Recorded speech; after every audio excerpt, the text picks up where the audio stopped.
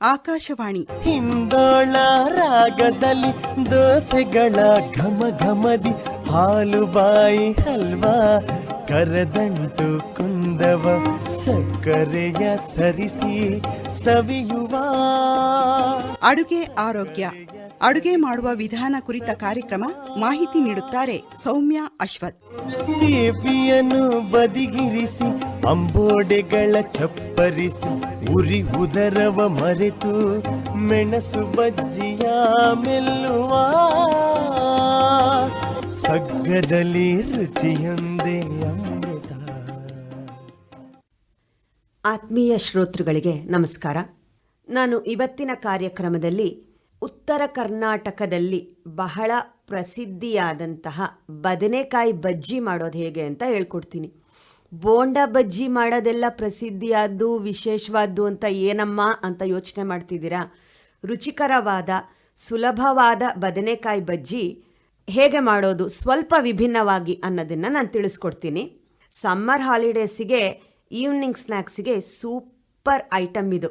ಬರ್ರಿ ಹಾಗಾರ ಲಘುನ್ ನಾವು ಹೇಗೆ ಬದನೆಕಾಯಿ ಬಜ್ಜಿ ಮಾಡೋದು ಅನ್ನೋದನ್ನು ತಿಳ್ಕೊಳ್ಳೋಣ. ಇದಕ್ಕೆ ಬೇಕಾಗಿರುವಂತಹ ಸಾಮಗ್ರಿಗಳು: ಗುಂಡು ಬದನೆಕಾಯಿ 3ರಿಂದ 4, ತುಂಬ ದಪ್ಪದ್ದು ಗುಳ್ಳಾನೇ ತೊಗೋಬೇಕು ಅಂತೇನಿಲ್ಲ, ಮಾಮೂಲಿ ಮೀಡಿಯಮ್ ಬದನೆಕಾಯಿ ನಾವು ಸಾರು ಬಜ್ಜಿಗೆಲ್ಲ ಏನು ಮಾಡ್ತೀವಲ್ಲ ಆ ಬದನೆಕಾಯಿ ತೊಗೊಂಡ್ರೂ ನಡೆಯುತ್ತೆ. 1 ಕಪ್ ಕಡಲೆ ಹಿಟ್ಟು, ಅರ್ಧ ಚಮಚ ಓಂಕಾಳು ಅಥವಾ ಅಜ್ವಾನ, ರುಚಿಗೆ ತಕ್ಕಷ್ಟು ಉಪ್ಪು, ಹಸಿ ಖಾರದ ಪುಡಿ ಸ್ವಲ್ಪ, ಅರ್ಧ ಲೀಟ್ರ್ ಎಣ್ಣೆ ಗೋಲಿಸ್ಲಿಕ್ಕೆ. ಒಳಗಡೆ ಸ್ಟಫಿಗೆ ಏನೇನು ಬೇಕು ಅಂತ ಹೇಳ್ತೀನಿ. ಹಸಿಮೆಣಸಿನ್ಕಾಯಿ 2, 6ರಿಂದ 8 ಎಸಳು ಬೆಳ್ಳುಳ್ಳಿ, ಅರ್ಧ ಇಂಚು ಶುಂಠಿ, ಕೊತ್ತಂಬರಿ ಸೊಪ್ಪು, ಪುದೀನ 2 ಸೇರಿ 1 ಕಪ್ಪಷ್ಟು ತಗೊಳ್ಳಿ, 1/4 ಚಮಚ ಜೀರಿಗೆ. 1 ಪಾತ್ರೆಗೆ ಸ್ವಲ್ಪ ನೀರು ಉಪ್ಪು ಹಾಕಿ ಬದನೆಕಾಯಿನ ಗಾಲಿ ಥರ ಕಟ್ ಮಾಡಿ ಹಾಕಿಟ್ಬಿಡಿ. 2 ಗಾಲಿ ತೆಳ್ಳುಗೆ ನಾವು ಗಾಲಿ ಮಾಡ್ಕೊತೀವಲ್ಲ, 2 ಗಾಲಿ ಜಾಯಿಂಟ್ ಇರೋ ರೀತಿ ಕಟ್ ಮಾಡ್ಕೊಳ್ಳಿ. ಏನಂದರೆ ಆವಾಗ ನಾವು ಮಧ್ಯದಲ್ಲಿ ಸ್ಟಫನ್ನು ತುಂಬಿ ಗೋಲ್ಸಿದ್ರೆ ತಿನ್ನುವಾಗ ಬಹಳ ರುಚಿಯನ್ನು ಕೊಡುತ್ತೆ. ಇಲ್ಲ ಒಂದು ದಪ್ಪ ಗಾಲಿ ಇತ್ತು ಅಂದರೆ ಅದನ್ನು ಮಧ್ಯ ಸೀಳ್ಕೊಳ್ಳಿ. ಇಲ್ಲ ಅಂತಂದರೆ ತೆಳ್ಳಗಿರೋದು 2 ಗಾಲಿ ಕಟ್ ಮಾಡ್ಕೊತೀರಲ್ವ, ಅದು ಜಾಯಿಂಟ್ ಸ್ವಲ್ಪ ಹಾಗೆ ಇರಲಿ, ಆವಾಗ ನಾವು ಅದ್ರ ಮಧ್ಯದಲ್ಲಿ ಸ್ಟಫನ್ನು ಇಡ್ಬೋದು.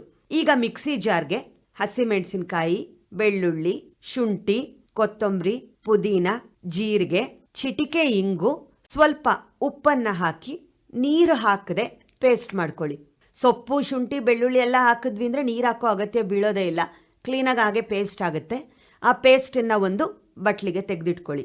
ಇನ್ನೊಂದು ಮಿಕ್ಸಿಂಗ್ ಬೌಲ್ನಲ್ಲಿ ಬೋಂಡ ಹಿಟ್ಟನ್ನು ರೆಡಿ ಮಾಡ್ಕೊಳ್ಳೋಣ. ಮೊದಲಿಗೆ 1 ಕಪ್ ಕಡಲೆ ಹಿಟ್ಟು, ಉಪ್ಪು, ಹಸಿ ಖಾರದ ಪುಡಿ, ಅಜ್ವಾನ ಅಥವಾ ಓವಿನ ಕಾಳನ್ನು ಹಾಕಿ ನೀರು ಹಾಕಿ ಗಂಟಾಗದಂತೆ ಕಲಿಸ್ಕೊಳ್ಳಿ. ಕೆಲವರು ಅಕ್ಕಿ ಹಿಟ್ಟು ಹಾಕ್ತಾರೆ, ಅಂದರೆ ಚೂರು ಗರಿ ಬರಲಿ ಅಂತ. ಇನ್ನು ಕೆಲವರು ಕಾರ್ನ್ಫ್ಲೋರ್ ಹಾಕ್ತಾರೆ. ಅವೇನೇ ಹಾಕೋದಾದ್ರೂ 1 ಅಥವಾ 2 ಚಮಚ ಹಾಕಿ ಸಾಕು.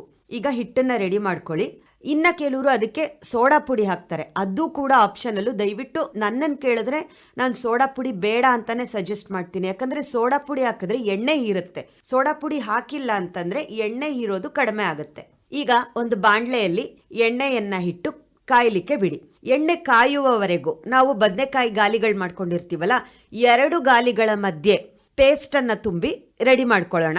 ಒಟ್ಟಿಗೆ ಒಂದು 10-12 ಬದನೆಕಾಯಿ ಸ್ಟಫ್ ತುಂಬಿ ರೆಡಿ ಮಾಡಿಟ್ಕೊಂಡು ಎಣ್ಣೆ ಕಾದ ನಂತರ ಬೋಂಡ ಹಿಟ್ಟಿಗೆ ಬದನೆಕಾಯನ್ನು ಅದ್ದಿ ಬೋಂಡ ಹಾಕಿ ಲೋ ಮೀಡಿಯಂ ಫ್ಲೇಮ್ನಲ್ಲಿ 2 ಬದಿಯು ಹೊಂಬಣ್ಣ ಬರುವವರೆಗೆ ಅದನ್ನು ಬೇಯಿಸ್ಬಿಟ್ಟು ಗೋಲಿಸ್ಬಿಟ್ಟು ಸವಿಲಿಕ್ಕೆ ಕೊಡಿ.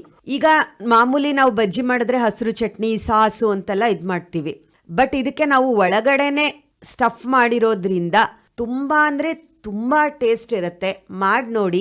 ನಾವು ಇದನ್ನು ಬರೀ ಬದನೆಕಾಯಿಗೆ ಅಲ್ಲ, ನಾವು ಈ ಕಡೆ ಮಾಡುವಂತಹ ಆಲೂಗಡ್ಡೆ ಬೋಂಡ ಕೂಡ ಆ ಥರ ಮಾಡ್ಕೋಬಹುದು, ಹೀರೆಕಾಯಿ ಬೋಂಡ ಕೂಡ ನಾವು ಆ ಥರ ಮಾಡ್ಕೋಬಹುದು. ಮೆಣಸಿನ್ಕಾಯಿ ಬಜ್ಜಿಗೆ ಬೇಡ, ಯಾಕಂದರೆ ಮೆಣಸಿನ್ಕಾಯಿನೂ ಖಾರ ಇರುತ್ತೆ.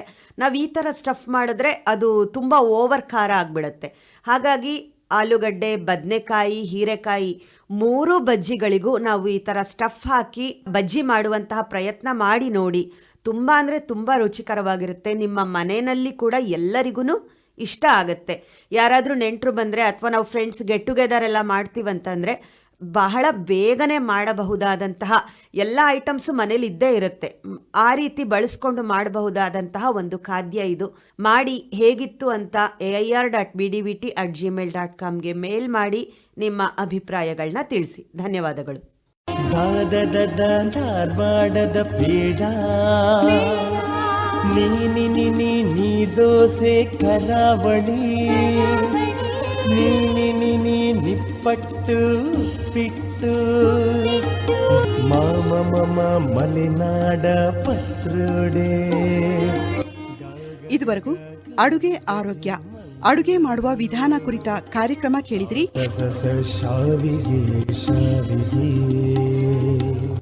ಮಾಹಿತಿ ನೀಡಿದವರು ಸೌಮ್ಯ ಅಶ್ವಥ್.